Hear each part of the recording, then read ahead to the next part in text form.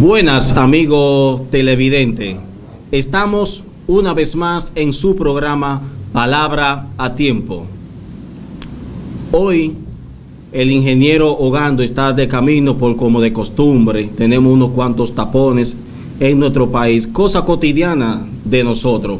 Pero esperemos que algún día se regularice esta situación. Les recordamos que está en la coordinación Faustino Reyes y en los controles Arsenio Valdés. Quiero iniciar dándole gracias primeramente a Dios por permitirnos una vez más estar aquí en su programa Palabra a Tiempo, donde nosotros le estamos brindando las noticias recientes y los comentarios que nosotros vayamos viendo al día a día. Hoy le tenemos una noticia que acaba de suceder. Se inició ayer, pero al parecer finalizó hoy. Se le estaremos dando en breve, pero primero vamos con algunos saludos, porque ayer lamentablemente se nos hizo un poco corto el tiempo y no pudimos saludar a esas personas. Hoy quiero iniciar dándoles un cordial saludo a la familia del ingeniero Jesús Ogando, a su esposa, sus hijos y demás familiares. En el mismo ámbito también le queremos saludar a todas las personas que se encuentran en el sector de Arroyo Hondo, Los Ríos, Las Pullas, Gualey, Guachupita, La Sursa, Jaina, Los Jardines del Norte, todas esas personas que es Santiago de los Caballeros, que siempre están en sintonía con nosotros en su programa Palabra a Tiempo, y a unas personas que también se nos acercaron vía telefónica, que nos llamaron desde México, que también ya están empezando a ver nuestro programa. Le damos un cordial saludo a todos y le pedimos, como de costumbre, que cualquier sugerencia, aquí tenemos los teléfonos para que se comuniquen con nosotros. Los teléfonos siempre van a estar abiertos, disponibles para todos ustedes. Quiero darle un saludo a mi padre, el pastor Javier Martínez, a mi madre Natividad Pérez, mi esposa Anabel Calderón, a mi hijo Joan Pérez, a Héctor, Johanny Pérez, Guillermo Beltrán. A todas esas personas le queremos mucho. En el nombre poderoso de Jesús le damos un caluroso saludo. Vamos a dar inicio a una noticia algo impactante que ha estado ocurriendo, y es en la ciudad de Santiago de los Caballeros, donde se ha levantado de verdaderamente una revolución, donde nosotros queremos proyectarle lo siguiente. Según las imágenes que ustedes podrían ver, varios pueblos de la región del país protestaron ayer la demanda de la reparación de carreteras, calles, caminos vecinales de sus comunidades, así como la mejoría de sus servicios eléctrico, agua y reivindicaciones. Navarrete, en esta provincia de Tenares, pertenece a las hermanas Mirabal y a San Francisco de Macorís de la provincia de Duarte. Realizaron protestas, algunas de ellas violentas, con quemaderas de neumáticos, obstaculizando el tránsito. Con parte de la jornada de la huelga de 48 horas en Navarrete, que culmina este jueves a las 6 a.m., organizaciones populares, comunitarias, empresariales, así como decenas de personas realizaron una marcha por las calles céntricas. El paro se inició el pasado martes en la demanda de agua, seguridad, arreglo de calles y carretera, así como todas estas, como esta provincia, la distribución de energía eléctrica del norte evalúa colocar el sistema de 24 horas. La jornada de lucha fue formada y proporcionada por el motivo por la fuente de lucha de la Unión y Progreso FLUP, Frente Amplio de la Lucha Popular, y apoyar por el sector empresarial y reparaciones locales de iglesias católicas. Choferes cubren la ruta de Tenares Hernández, bloquearon esa vía y algunos tramos y arrojando desperdicios de gomas, presentando también lo que son los canastos, tanques, y vidrios, donde verdaderamente lo que es la recolección de basura después de todos estos acontecimientos va a ser un caos tremendo, porque se van a demorar unos días en poder limpiar todos estos sectores de estas calles por donde estaban transitando y por la calle que también ellos bloquearon. Le queremos hacer un llamado a las autoridades que tomen ciertas medidas. No tienen por qué agredir. Esta gente tomaron esto porque ya no aguantaban más el fluir de las calles inadecuadas, dañando las gomas. Por eso fue que hicieron esta huelga, porque ya no aguantaban más. Necesitan lo que es las escuelas también. Y le queremos hacer un llamado a las autoridades junto con el presidente de la República para que esté al tanto de todos estos acontecimientos y que verdaderamente podamos transitar y que todas estas personas puedan estar libre, tranquila, con las necesidades que ellos requieren: la energía eléctrica, el agua potable, las escuelas, las reparaciones de la calle y demás. Bien, no todo es malas noticias. También en otro ámbito tenemos un caso que se ha estado dando también en la zona de Los Ríos, y fue un abuso de un hombre que cometió contra su esposa, donde ella felizmente fue a darle la noticia de que ella estaba embarazada, y el hombre reaccionó de una forma violenta. No sabemos las condiciones de cada una de estas personas, pero yo entiendo que cuando a una persona le dan la noticia de que va a ser padre, la forma correcta no es actuando con violencia, ya que la criatura ya se está empezando a formar. Yo creo que no debemos de acudir a violentarnos de esta forma, provocando una situación mayor. Pero gracias a Dios que esta persona fue apresada y que no sabemos, desconocemos si verdaderamente perdió el embarazo o no.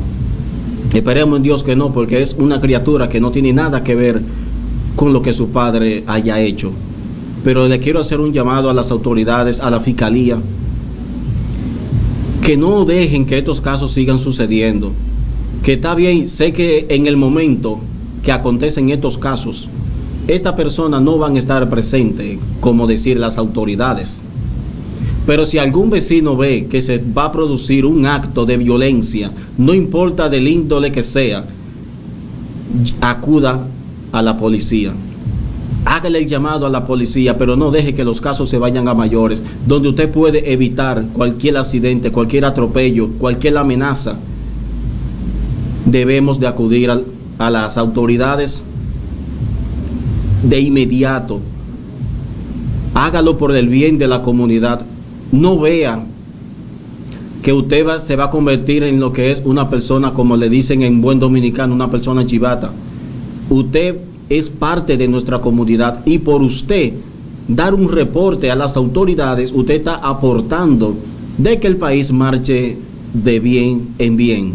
Pero si se queda callado o callada, las autoridades no van a hacer absolutamente nada en su derecho, donde cada ser humano tiene un derecho copartícipe que no puede ser quebrantado ni violentado.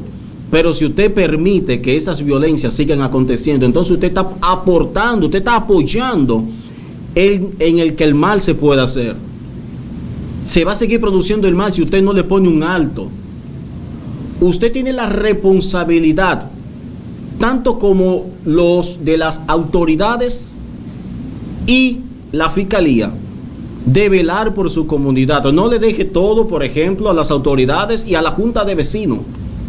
La junta de vecinos se compone por un municipio, o sea, por un barrio, un sector, donde usted tiene la oportunidad de acercarse y unánimemente pueden ir a los destacamentos y denunciar a esta persona en conjunto, para que no se vea que es una sola persona que esté en contra de lo que esté sucediendo en la comunidad. Recuerde que usted es un representante. Usted viene siendo los ojos de las autoridades de nuestro país. Porque si usted ve cualquier tipo de anomalía en su sector, usted tiene la responsabilidad de reportarlo. Usted tiene todo el derecho de mantener el orden en su barrio, en su sector. Y no solamente en los ríos. Tenemos también la zona de La Puya, Cristo Rey, el Simón Bolívar, toda esa zona. Nos vemos afectados al día a día por la violencia. Y no hablo de una violencia solamente física hacia una persona, ya llámese sea un maltrato. No, hay muchos tipos de violencia. También usted puede reportar si usted se siente incómodo por el mal uso que se le esté dando, por ejemplo, a su propiedad. Si usted se siente molesto o molesta porque frente a su propiedad la están violentando con obstaculizarle su privacidad, usted puede acudir a las autoridades, porque sabemos que en buen dominicano tenemos una mala costumbre que no queremos oír la voz de los propietarios de parqueos. A veces nos paramos lo que es en una entrada donde sabemos que tenemos una licencia que nos dice a nosotros que no podemos pararnos frente a una residencia o en la entrada de una marquesina, y nosotros hacemos en este país lo que se nos da la gana, y entonces después decimos que no hay moral. Mentira, el que no tiene moral es usted, y usted tiene la responsabilidad, como le acabo de decir, de acudir a las autoridades. Usted tiene un derecho. Usted paga impuestos de una o de otra forma. Y no me diga a mí que usted tiene que dejarse a violentar por otra persona, simple y llanamente porque no quiere hablar o porque no quiere acudir a lo que es un acto de violencia, pero ya se está produciendo lo que es el acto de violencia. Vamos a crear conciencia, señores. Ya verdaderamente estamos hartos de estas situaciones. Yo mismo soy uno que siempre que voy a parquear el vehículo en mi residencia, lamentablemente siempre tengo que llamar a alguien que a veces no está en ese mismo momento. Entonces tengo que molestarlo porque quizá esté dormido, quizá esté bañándose o algo, mientras yo estoy quizás parando un tránsito para poder entrar a mi parqueo que me corresponde, y porque una persona, como decir un incircunciso, me esté obstaculizando mi entrada. Vamos a crear conciencia, señores. Así también le hago un llamado a las autoridades, ya que hay una patrulla de antirruido. Por favor, en los barrios anden de noche para que ustedes vean cómo nosotros los moradores estamos afectados por algunos drinks o colmados que tienen un alto volumen que verdaderamente perjudican a algunas personas. A veces hay personas enfermas, con dolores de cabeza enorme, con fiebre, gripe.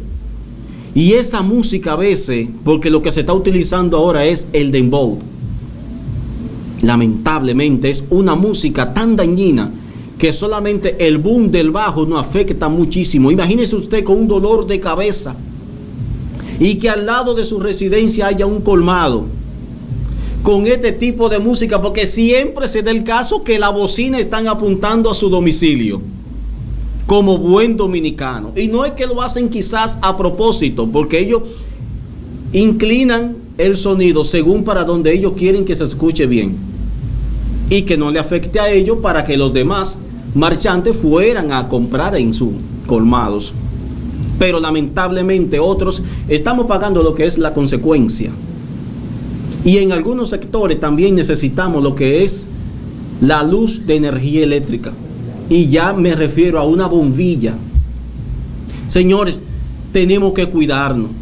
Si usted sabe que usted transita por una calle o por un callejón y hace falta luz, y la junta de vecinos no puede resolver esa situación, acudan a las autoridades para que ese sector, esa calle, tenga luz, porque podemos ser víctimas de un asalto, de un atraco.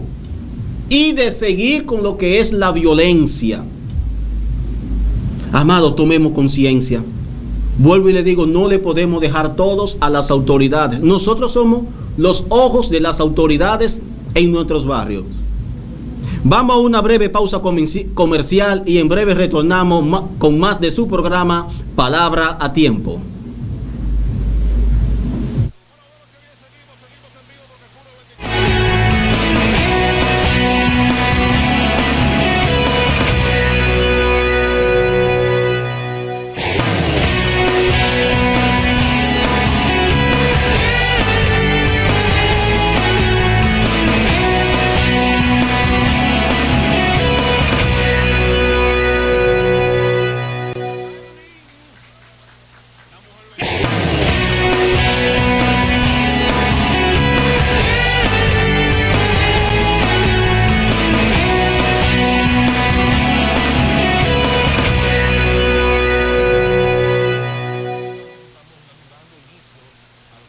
Hace 6 años, en el 2012, hicimos nuestro primer concierto de recaudación de fondos. 2013, Unidos por una Causa. 2014, Ebenecer. Hasta aquí nos ha traído el Señor. 2015, Alcanzando las Naciones. 2016, Gracia. 2017, Exaltable. Invitados especiales, Iglesia Bautista Internacional. Grupo de adoración de Iglesia Oasis. Grupo de adoración Iglesia Bautista Osama. Grupo de adoración Iglesia Bíblica del Señor Jesucristo. Todos unidos en una noche de exaltación al que está sentado en el trono. Viernes 17 de noviembre, 8 de la noche, en el auditorio de la Iglesia Bautista Internacional, calle Las Caobas, Santo Domingo, República Dominicana. Valor de la boleta, 500 pesos. Organiza Radio Eternidad, impactando el presente con un mensaje eterno. Venta de boletas online en nuestra página web www.radioeternidad.com. Mayores informes al 809-566-1707. Concierto Exaltable. Con tu ayuda y colaboración podemos seguir impactando el presente con un mensaje eterno.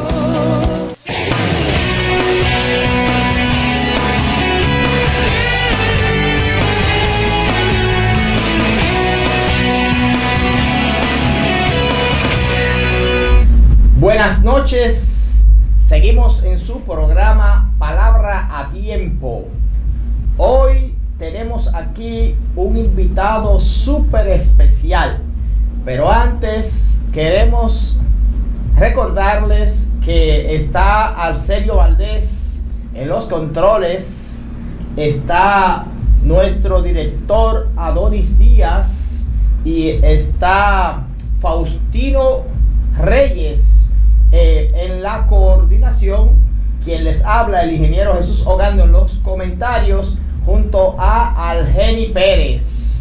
Algeni, hoy tenemos un gran invitado que es nada más y nada menos que mi progenitor, mi padre, don Héctor Ogando, como la mayoría lo conoce, aunque su nombre verdadero es Pedro Ogando. Buenas noches, don Héctor. Buenas noches. Muy feliz me siento aquí estar con ustedes, al lado de ustedes, y estoy totalmente a sus órdenes para contestar cualquier pregunta que se me haga.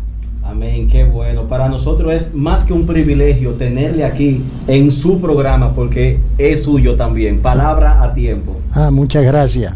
Hemos querido invitar a nuestro padre, no por ser él nuestro padre, sino porque él fue durante muchos años una figura pública en la demarcación de la provincia de la Alta Gracia, y mejor conocido como el municipio cabecera, que es Higüey.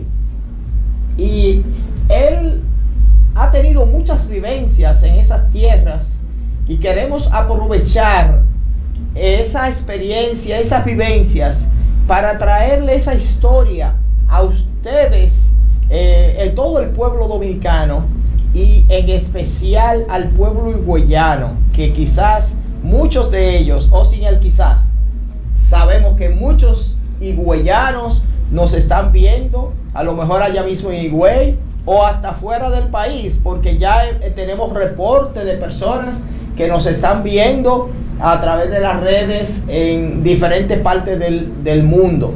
Y quién sabe, cualquier higüeyano que pueda estar escuchando estas vivencias. Don Héctor, díganos, ¿quién es Héctor Ogando? ¿Dónde nace? ¿Cuáles fueron sus padres? ¿Cómo se crió? Etcétera.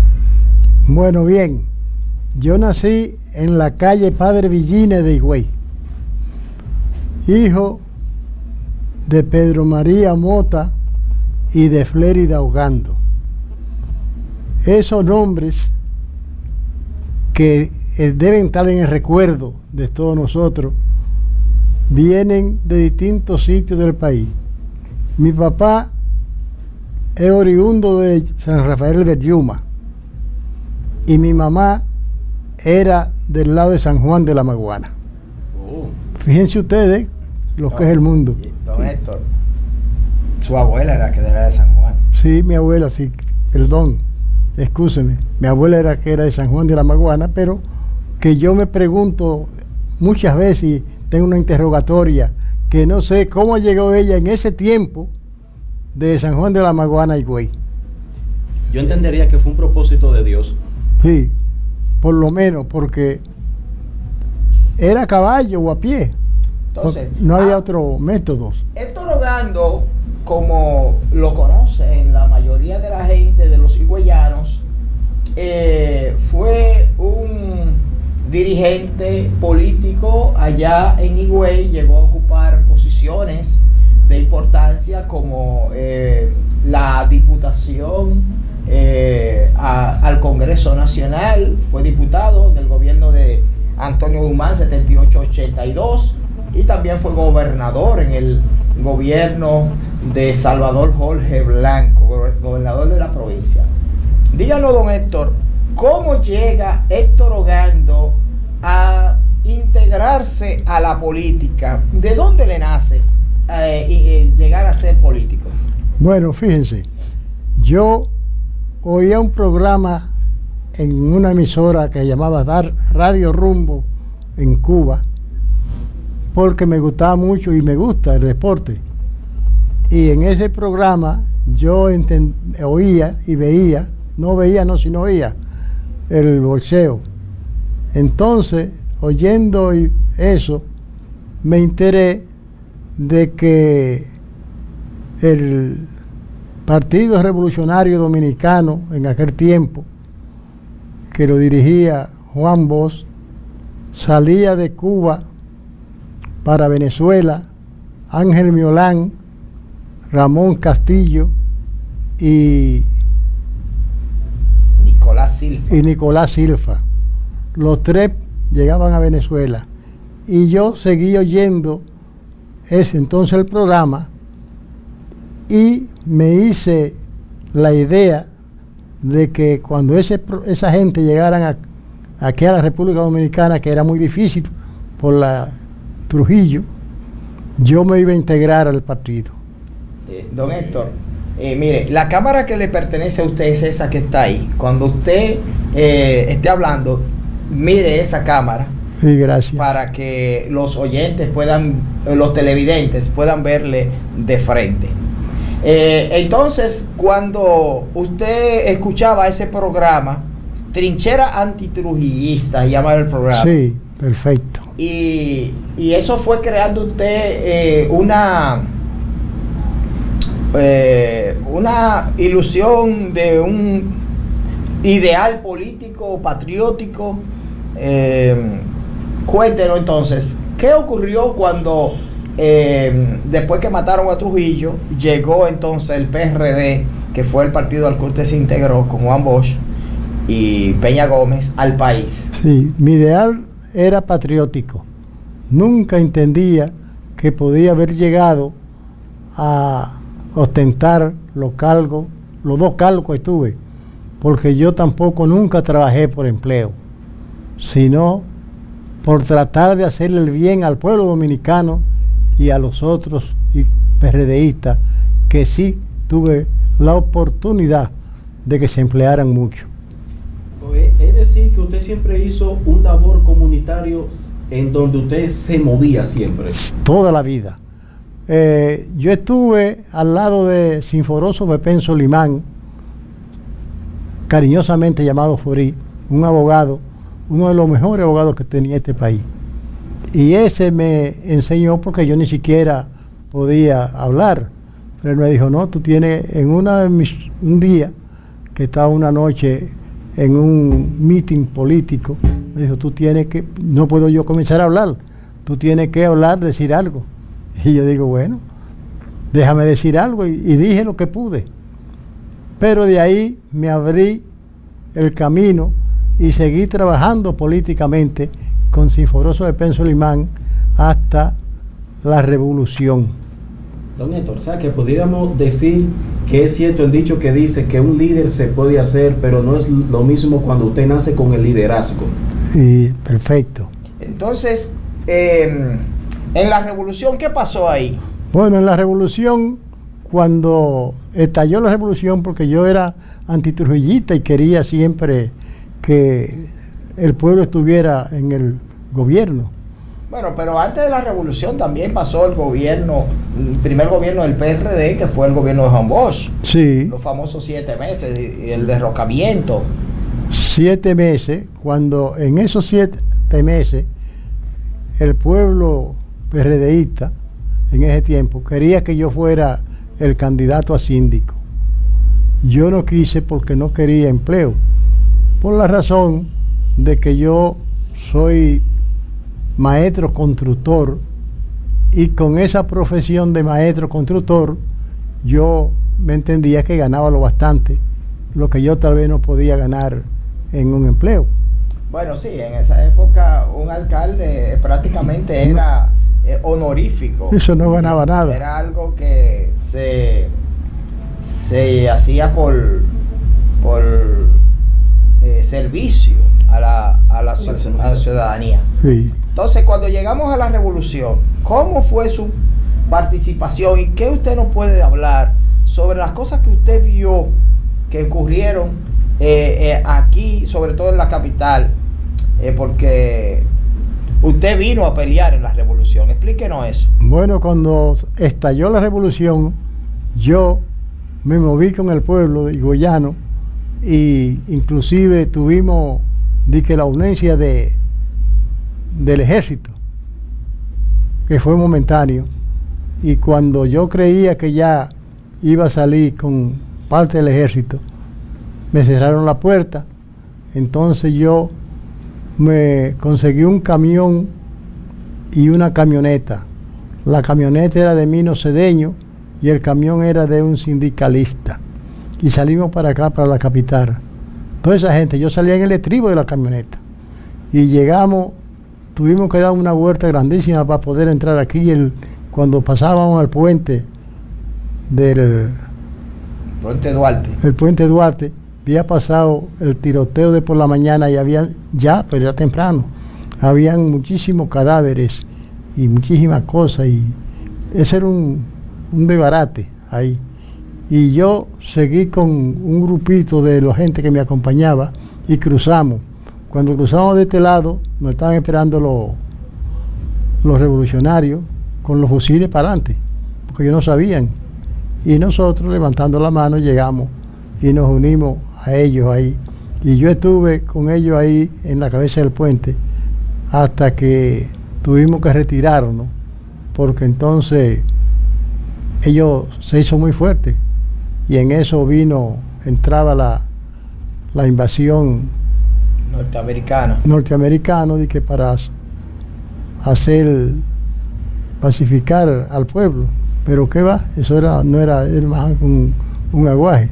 Y nosotros nos retiramos y nos fuimos aquí al lado donde nos protegíamos con el mar de un lado, y del otro lado era la capital, pero nosotros lo defendíamos con los fusiles. Y estuvimos ahí peleando, y por suerte estamos vivos, gracias a Dios, Y cuando salí de ahí, salí para donde una tía que yo tenía aquí en la capital, cerca del palacio, por cierto, vivía ella. Entonces, ahí estuve como un mes y vino un señor que se llamaba, le decían Cachano, y la niña, la esposa, que era la mamá de crianza de mi primera esposa que tuve yo, que tuve mi primer hijo con ella. Y ellos vinieron en su carro prácticamente a ver si me podían llevar, y me llevaron. Cuando llegamos a la fortaleza del Ceibo, ahí nos registraron, porque antes había un registro para acá, pero el que lo dirigía era José Manuel Mariñez, que era muy amigo mío erigoyano, y él nos dejó pasar y pasamos. Pero en la fortaleza del Ceibo, ahí me agarraron a mí, a ellos no a mí. Ellos se quedaron parados con su carro ahí, y la fortaleza parecía esto, que había que subir muchísimos escalones para llegar allá arriba. Entonces, allá arriba me hicieron una interrogatoria y muchísimas cosas, y finalmente me despacharon y llegué a Higüey. Y en Higüey, cuando la gente se dio cuenta que yo estaba llegando a Higüey, llegamos por el lado donde está ahora el liceo y una mata de mango por la calle de Doña Tata de León. Y me recuerdo que estábamos a poca distancia ya de la casa donde yo vivía, y salieron corriendo a avisarle que ya yo había llegado a Higüey, y se llenó mi casa, esa calle de José Ailio Santana, se llenó de gente. Entonces, ¿y qué tiempo transcurrió? Porque desde el que ustedes salieron de ese grupo de personas en ese camión y en esa camioneta, ¿qué cantidad de gente más o menos habían que salieron con usted desde Higüey para la capital a pelear en la revolución? ¿Y qué tiempo transcurrió entre ese día y el día en que usted regresa a Higüey? Bueno, con nosotros llegamos aquí a la capital unos 50 personas. Unas 50 personas en un camión y una camioneta. Y una camioneta. O sea, que eso sería repleto totalmente. Repleto las dos cosas. Pero en la cama de atrás. En la capital, ya aquí en la capital nos dividimos, porque mucha gente de esa que ya han fenecido fueron a parar a Santiago. Cuando vieron la situación aquí, que era tan difícil, se fueron. Cogieron miedo y sí, se desviaron. Se dispersaron muchísimo. Y algunos de los que vinieron, de esos 50 personas, habrán fallecido en el argot de la guerra de abril. No, por suerte no falleció. Uno solo murió. Uno solo. Sí, que no me recuerdo el nombre de él, pero vivía en la calle Padre Villini de Higüey, y ese murió. ¿Y qué tiempo entonces transcurrió entre ese día que ustedes salieron de Higüey, esas 50 personas más o menos, en esos dos vehículos, y el regreso suyo a Higüey? ¿Qué tiempo más o menos? Bueno, eso duró poco más o menos, como algunos 6 meses. 6 meses. Sí, porque en eso vino una tregua del